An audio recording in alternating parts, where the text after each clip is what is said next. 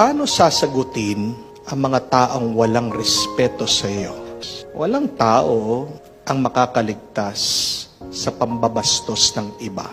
Matanda ka, may sasagot sa iyo. Matalino ka, may hindi makikinig sa iyo. Wala kang pinag-aralan, mamaliitin ka. Mabait ka naman, mamasamain ka. Wala kang ginagawa, gagawang ka ng kwento.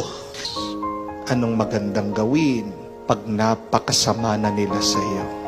Ano ang tugon ng ating Panginoon? Two things. Number one, respond with silence. Tumahimik ka. Your superpower is your silence.